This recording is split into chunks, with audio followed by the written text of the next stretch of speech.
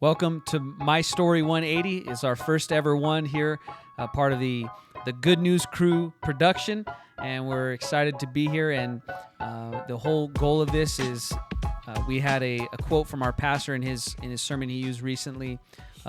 He had mentioned, the quote was that there are 8 billion people in the world, and every person has a name, and every name has a story, and every story matters to God. And so today we're going to highlight a story of a good friend of mine, Daniel Armijo, and he's been gracious enough to join us and be a part of what we're doing here today. All right, welcome, Daniel. There you go. That's about as far as we're going. There we go. That'll work. All right. Okay. So for all of you who don't know, me and Daniel are good friends. We were raised together in church, and so we kind of weren't great friends at the beginning because we're pretty much polar opposites, wouldn't you say? Yes, we're pretty much polar opposites, and so it wasn't, I think, until the second, right in between the first and second boot camp we went to, right? Yeah. And we were staying in the same barracks. It was the second one. And what was the kid with? So you remember the kid with the big toe? Oh my gosh, yeah, the blister on the toe. Yeah. And the most serious part of the whole thing, yeah. Yeah. So what is the DI? Was it DI Gooding came in? We walked up to him. He tells us, he says, "Okay, hey, so everybody who has an injury, you need to let us know because we need to take care of it before we end the night, as you can get, your feet are wet, stuff can happen." And so with all the excitement in the world, the guy raises his hand. "Sir, I have a blister on my big toe, sir." Where at? On my big toe, sir. On my big toe, sir. That's and right I lost it. And that's We pretty all much got our thrashed. I got us in trouble. But that's been pretty much our relationship when we're together. Him we getting kind me in of trouble. No, I'm just we get involved in some nonsense. But I'm Nice. glad that today we could do something different. So We've grown. Yeah, We've grown I think. excessively. Yeah. No, I'm just kidding. And so, all right, so just starting kicking this off. Okay, so just give us a brief, short, I guess, testimony of who, you're just being raised, how were you raised in the church, all these things. Well, I grew up here in Albuquerque, of course, my whole life. My parents... What part of Albuquerque? Los Pedillas, in the South Valley of Albuquerque, where it's really spread out. People mind their own business. It's actually a great spot to grow up. I love it. I still live there today. I never really moved away. But every Sunday, Wednesday, and Saturday, I actually got to see people at church. Yeah. My parents were very, very involved from the time before I was born, maybe like a year or so before I was born, they got saved. So back in 1992, I guess they did. And so I was born into church, basically. So meaning that I was at church all the time, every chance they went. My parents took me with them. It was a good upbringing. I had an older brother, older sister. I was the youngest child, so they're already a little bit older than me. So I was kind of like a only child, so to speak. You were the baby. Yeah, I was the baby, so I was kind of spoiled, so to speak, in a way. I'll admit that now. I didn't admit that then, but so yeah, it was good though. It was a very good upbringing. My parents are amazing. Danny and Deborah, they're amazing people. They pushed us really hard as far as school went and church. They had a iron fist on school. We were very good school students. We all graduated, flying colors and all that. Sunday, Wednesday, Saturday, church all the time. Going off of that, you were in church all the time. So for people who don't know, right, there's a term it's gained popularity since the Jesus People Revolution because people got saved in the 70s. They began to have kids and growing up in church, in a Pentecostal church. And so it's the term church kid. Mm-hmm. And so go into that a little bit, just being raised in the church and what that kind of looks like. You said, Sunday morning, Sunday night, Wednesday, but, there's even more to that too, right? Oh, yeah, for sure. Well, growing up in church, you will hear, 1,000 sermons. Over time, you will. Yeah. And I think it's a really good thing if you're young and you actually catch that fire young and you hold on to it. You know what I mean? Actually get a true how do you say convergence? Yeah. Convergence is the word? A true convergence or a true understanding, or if you're really saved, if you really are saved young and you latch onto it, it could be a great thing, and it could be a great thing overall. It is a good thing overall to be raised in church, whether you like it or not. You know what I mean? Whether you like going or not, it's actually a good thing, and you may not understand it until you're older. If you're a church kid, you may not understand it until you're older. It's a really good thing to be raised in church. But the other side to that coin, though, I mean, there is two sides to every coin, is that you have a, I don't want to say it. It's almost like you are tempted in weird ways, or like you're just so curious as a church kid. That's probably the best way to put it. Because it's like sheltered. You're sheltered. In a way, you're sheltered, and I don't think there's anything wrong with that. I mean, there's this disgusting world out there, and your parents are trying to do the best they can, raising you in church, trying to protect you from things that they know are going to ruin your life. But when you're young, you just think you know everything, and you knew me, and I did. You thought I knew everything. I was the know-it-all of the group for sure. But so that's the other side to that coin, is that you're just at least I was growing up in church.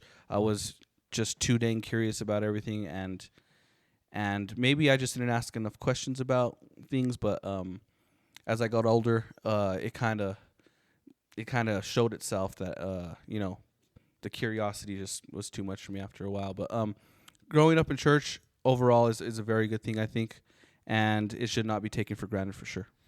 Yeah, and I think that, like you mentioned, just kind of the curiosity begins to set in, and I think that it's kind of difficult to navigate that, especially as a young kid. You're just like you want it. You see all your friends, and they're all talking. I remember first being in middle school and like hearing people were making fun of me because I didn't know what they were talking about, like certain things, certain slang, or they're Plenty of they're things. Talking all kinds of mess, and I don't even understand it. And so there's like a peer pressure. I need to go figure this out. Like I don't want to be the dumb one. Nobody wants to be the dumb any one. group, you don't want to be the dumb one. Even that's just the way it is. Exactly. Yeah. And so there's definitely that curiosity that's like, okay, I want to step out, and I think that's usually what happens is a lot of kids end up going that route. Okay, so with that being said, when you grew up in that atmosphere, when did you realize that it began to kind of like shift, that curiosity set in, and you're like, I kind of really don't want to do this anymore. I want to go this route. I want to go the other way.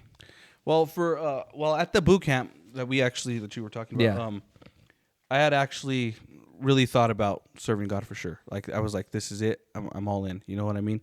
And I mean, like I just said, though, the curiosity after a while, even after I had said, yes, I'm going to do this, I answered the altar call and everything.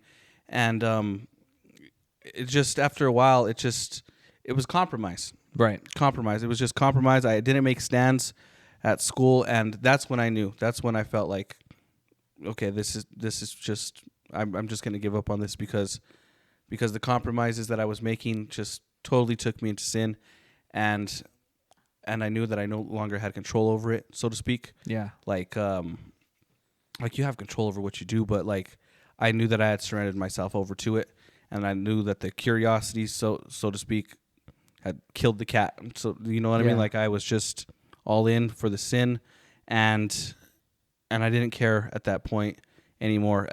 Up until that, I had always cared about like what my parents were gonna think, or like what my friends would think if I went off and did my own thing or whatever. But at a certain point, I think it's just when you're a little bit older as a teenager, you just start to not really care about anyone, and at that point is when I kind of gave up on it all. And so when you talk about compromise, we kind of grew up in the same atmosphere. What does that mean? What does that look like?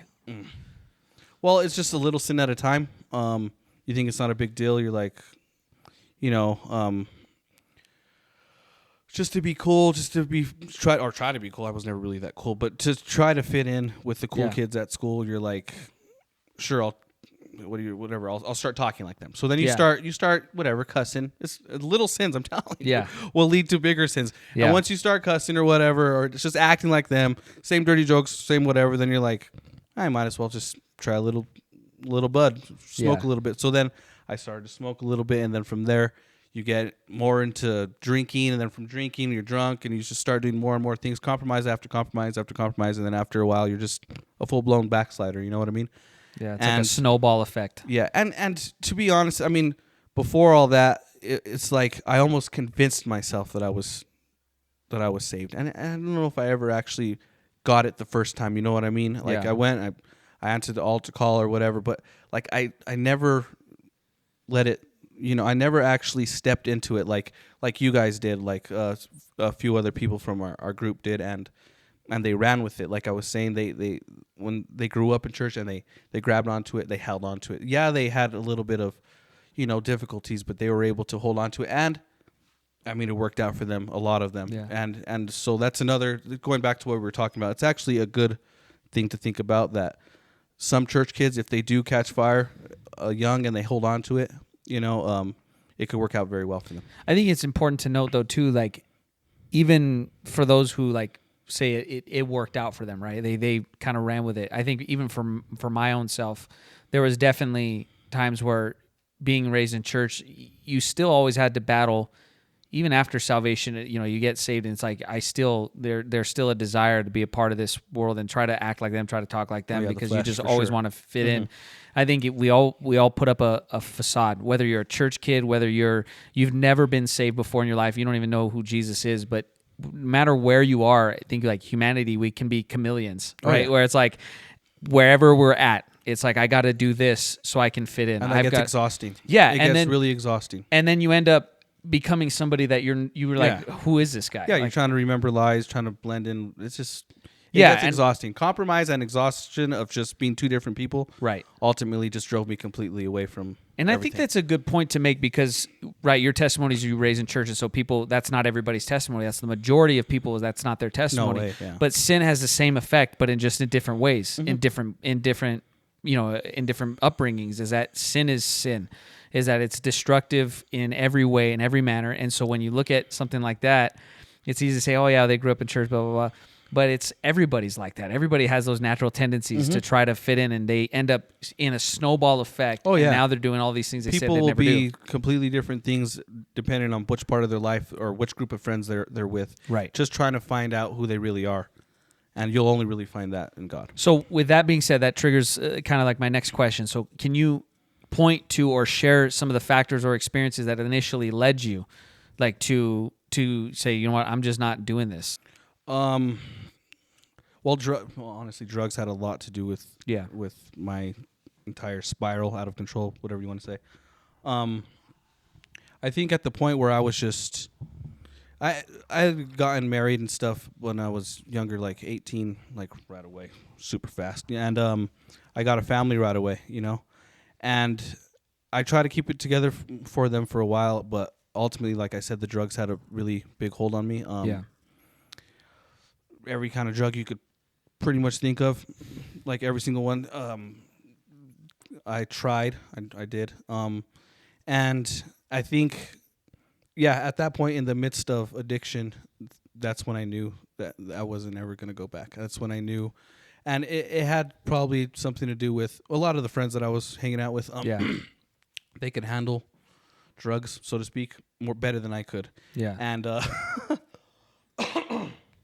and I just had an addictive personality, I guess. So I think at the point of where my wife had decided to leave me, one of the first times that she had packed up all of her stuff, I was on a meth binge for a while there, and she got all the stuff. She packed up the kids, and she was ready to go. And that's when I knew. That's when I was like, okay, dude, like this has really got a hold of you, and you need to snap out of it.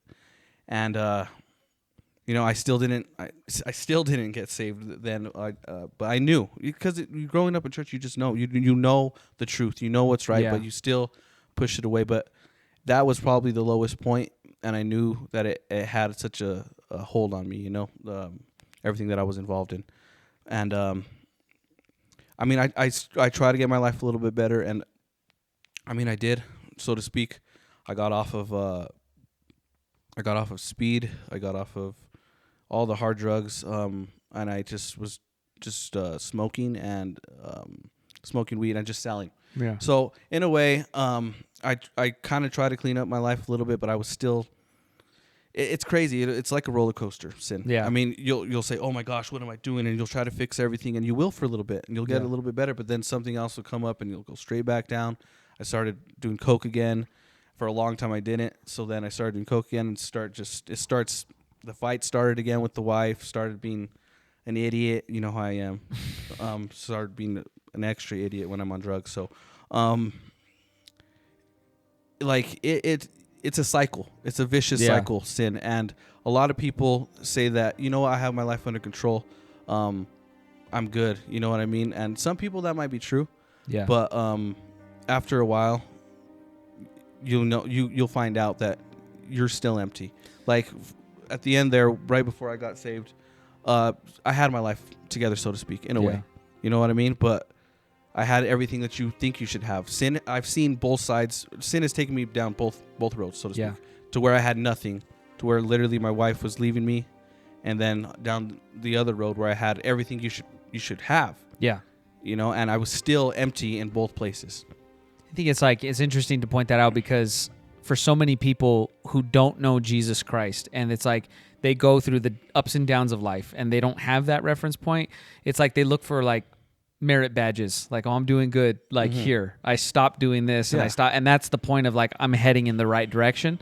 But eventually, like you said, it's the roller coaster. Eventually, the roller coaster goes back down, because that's what sin does. And I think that's the Proverbs, that there is a way that seems right to a man, but in its end is destruction. It's like, no, this is good. I'm disciplined. I'm working a job. I'm not on this. I'm not on that. I'm not as bad as that guy. Yeah, exactly. There's always somebody else that we can reference and be like, at least I'm not that guy. Yeah. And I think that that's an important thing to note, especially that it encumbers more than just any one person's upbringing. This is an effect of sin. Sin it doesn't have a restriction on church kid, non-church kid, whatever. It's what sin does. Exactly. It's an effect on a servant, on a heart that is basically consumed by it, right? Yes. So with that being said, you mentioned you had family and a kid. So in that time, even then, like you were going through all these addictions, sin, battling that, there you could still point to some good things that happened in your life, right? Like there was your family, right? You could give us a little bit of description of that.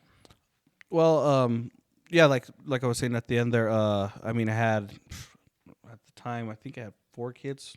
Anyway, I'll have a lot of kids. Tell the audience how many kids you have now. 6.5. Well, 7. One's on the way. 6 boys, 1 girl. So it's crazy, It's crazy.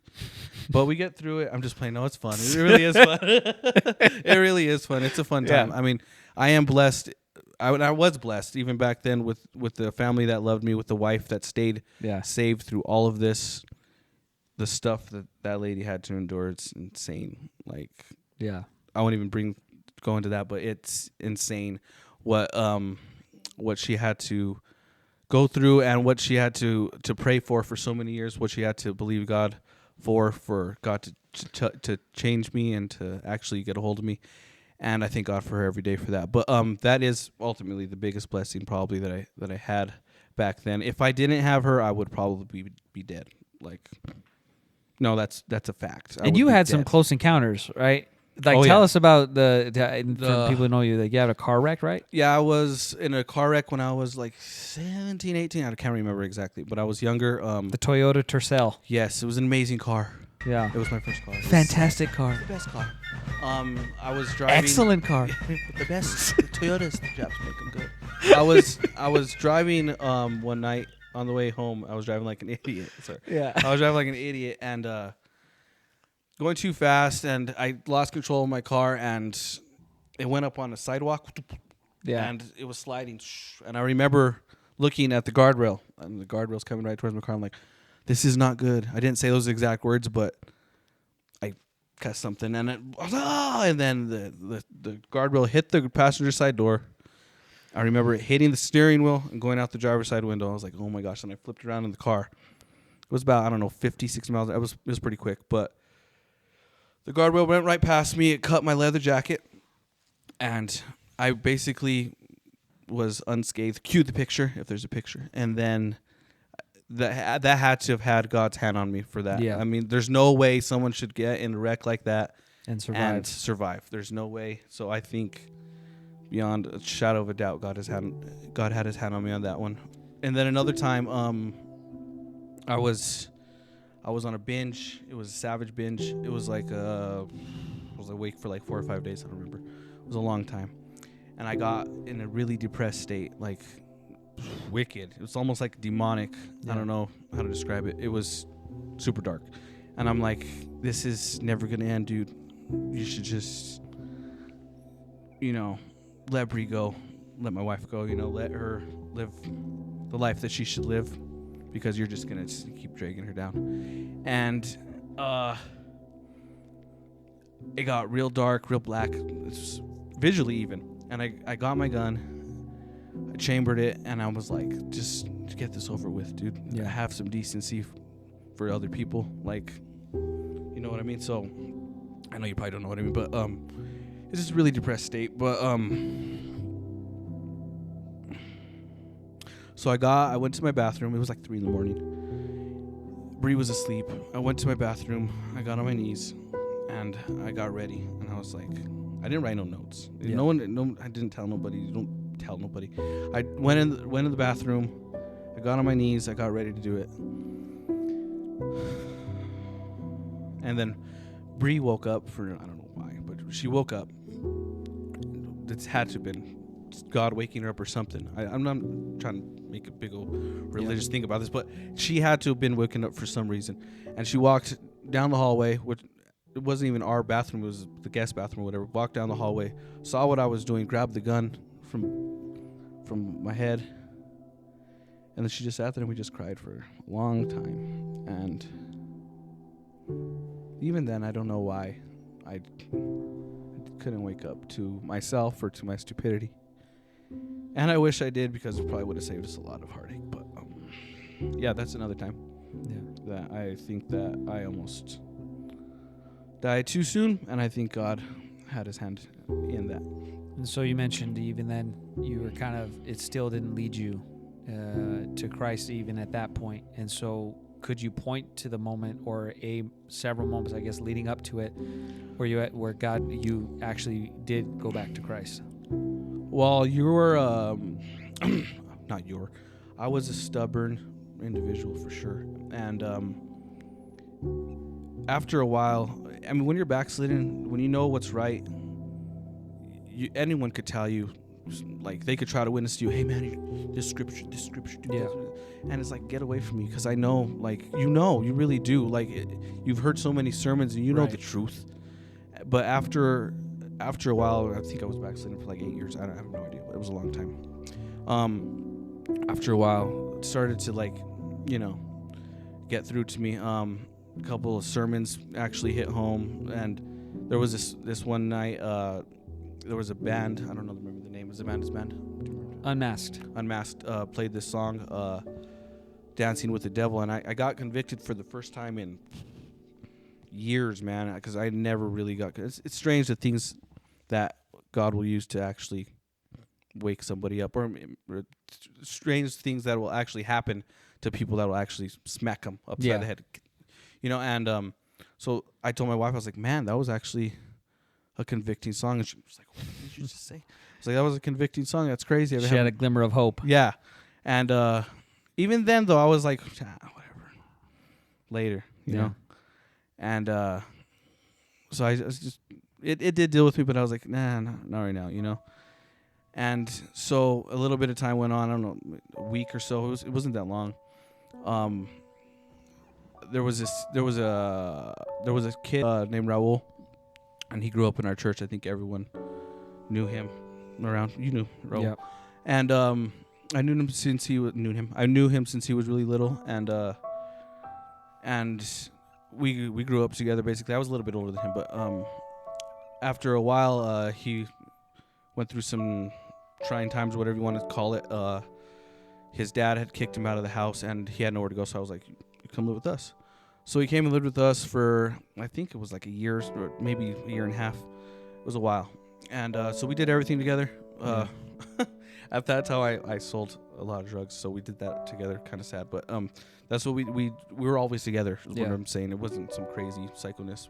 We just chilled a lot together, He ate with us. We did holidays together. He lived with us, and we built a good relationship together. And he went on his own way eventually. That was the goal. He got a job. He got a girl. He moved out, and he did his own thing for a little bit, and we kind of drifted apart from each other. One day we got in a really big argument, and I said, you know what, bro, the last thing I said to him was, you're dead to me, bro. Don't talk to me no more. And I went to church for Harvesters, and my dad told me, he said, I need to come talk to me. So he took me outside, and he said, hey, Raul's gone, bro, and he's not coming back. He was really young, and it was crazy. The circumstances around his death were crazy, and I knew that something hit me then, and it smacked me awake. It was a moment of realization that I haven't had in years. Yeah. It was like, what are you doing, dude? What are you doing with your life? It was like, you could have been there. Yeah. And you should have been there. And you have all these sons. Like I said, I have a group of sons. Where are you leading them? Because maybe I had a chance. Maybe I should have done something. And I don't know if he would have called me or whatever. But I know that he couldn't call me. And I know that I can't ever put myself in that position again. I need to be there for others, for my family, especially for my sons. And that shook me to my core. And that day, your brother actually came up and prayed with me that night. And before that, I knew. I was like, this is it. I'm going to answer the altar call tonight. I didn't even get a chance. Zach came and got me, and we went and prayed. And I hope to God, one of my main prayers every day is I get to see Raul one day and tell him that I'm sorry that I wasn't there that time, and I'm going to make it to tell him, and that's my goal. Yeah. So that was the moment of realization when God smacked me upside the head and said, hey, get your crap together. And I did. Yeah. And that's the great I'm still thing. trying to every day. No, yeah. And the great thing about it is, like, with this story is, like, obviously it doesn't cut off there, and actually it only gets better from there, right? So you give your life to Jesus Christ that day, and so now just giving your past experience with church and all these things, but you gave your life, you dedicated your life that day, and now obviously you're still here serving God today. Yeah. So how is it different now that you've been saved? Well, how would you say it? It was, for a while there, it's almost like you're asleep. Yeah. You're like sleepwalking like a zombie through life. I'm telling you, year after year, there's no goals, there's no nothing. You're just in a vicious cycle. So after salvation, you actually get to live for the first time. Yeah. It's crazy. It's really crazy. I forget what script. I think it's Joel 2:25 or 2 something. I think it's 2:25. Talks about restoring the years that you've lost, and I think it has to be one of my favorite scriptures, because that's one of my number one prayers, is that God will continue to restore the years that I lost, because people will say that you could just come back from being backslidden and jump right in, and you'll be, and praise God for people that actually happens to. But sure, I mean, there's so much baggage you pick up when you're out there, man. It's insane. Like, if you're thinking about backsliding, don't, because it's a really dumb, stupid decision, and it's a lot harder to come back than what people think.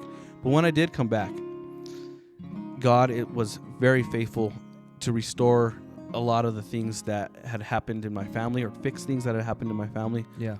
Particularly between me and my wife, there was just constant fighting. You have no idea. It was crazy. It was rough. Yeah, rough. And since then, I can't say we were perfect, because she's crazy too, but I just played. But that is just a night and day picture. Just our marriage has been completely restored, restored, because she was, like I said, she was ready. Yeah.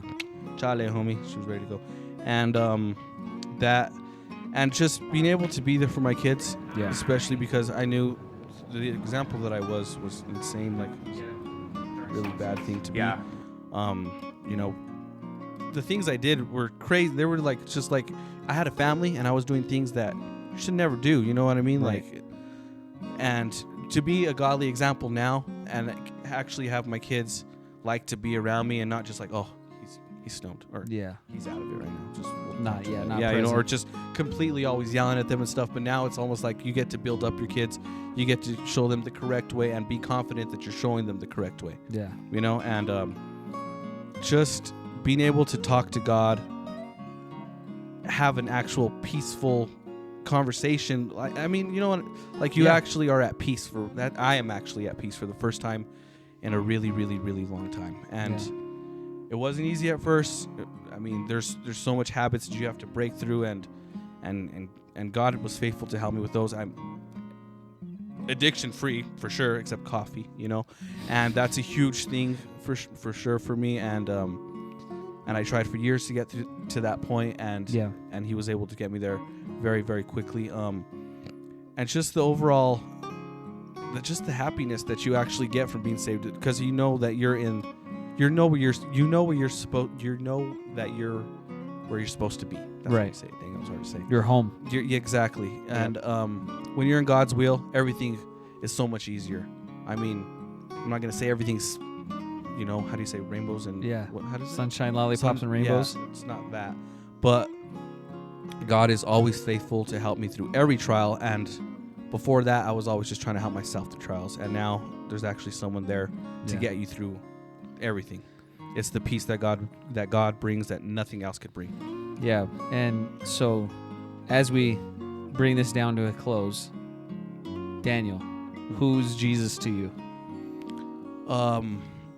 He's my everything. Well, I don't want to sound cheesy, but he is my everything for real. Like, without Jesus, you have just your flesh, and it's a really disgusting thing to be. It's surrendered to your flesh. And with God at the center of your life, mainly he is my center point. Yeah. And you have to make sure that he always stays at the center point of your life, because he has everything. He'll have everything fall into place after that. You put God first in everything else will follow the way it's supposed to. Kind of like the foundation, the parable of the foundation. And he has to be your solid rock. Yeah. Mm-hmm. He has to be He has to be your foundation, and everything else should go. Well, it won't go smooth, but it should go a lot easier for sure than what it was going. Yeah. So Jesus to me is basically the solid rock that I stand on for sure. And just a last sending message to just people who are watching, and then obviously maybe online, just give them your best, I guess you could say, pitch of why should they get saved? Because nothing else works. For real, it really doesn't. You could try anything you want. You could try money, you could try girls, you could try drugs, you could try everything, and it will not bring you the peace that God will bring you. It will not give you the understanding that God gives you. It won't give you the guidance that God will give you. And trust me, I've tried every single thing, like I was saying before, went down both roads that sin could take you, and in the end, you're just left empty, you're left searching, you're left looking for anything to fulfill the void that you have inside your heart, because we're all born with the void, and God is the only one that could come in and be your true friend and be everything that you need. Basically, he's the one that could clean you from the inside out, and there's nothing else that can. And if you're on the fence with anything, if you're thinking about backsliding, don't do it. If you're thinking about coming back, please do it, because it only gets harder to not come back. I'll tell you that right now. Yeah. And I don't just give God a chance, and I guarantee it that you will not regret it, because I don't, and I petition you and beg you, even give God a chance. You won't regret it. I appreciate it, man. Thank you for being willing to come on. And man, I know this is like a cool thing. Like, this is cool for me to be able to have you on. I know a little bit of your story, but even a lot of stuff I don't know.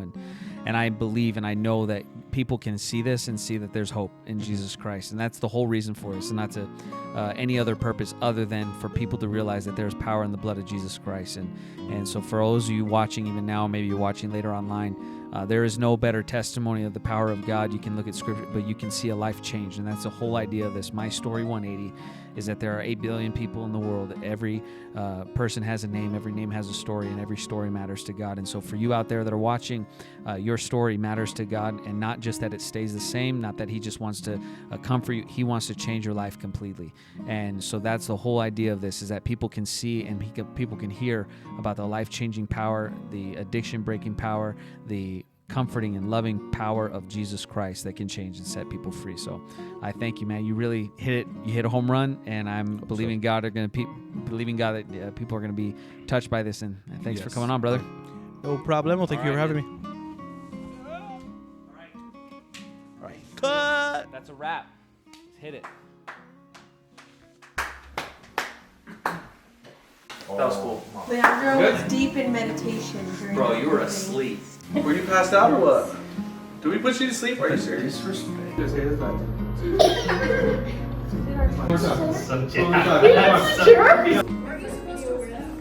thought I was gonna get hot. It's, dude, if I'm a large, you're probably An extra large? Is that what you're gonna say? No, I said you're probably a medium. Okay, alright. Hey, dude. Because you are mean to me all the I'm time. always nice to you, dude. I have to put the thing Because on. people are Put the thing on. Batman in a little coat. What did you say? Was it gonna fit? Look at that. Look at that. You guys are so jacked. You guys are so jacked. What? You guys are so messed up. I'm sorry. I couldn't resist.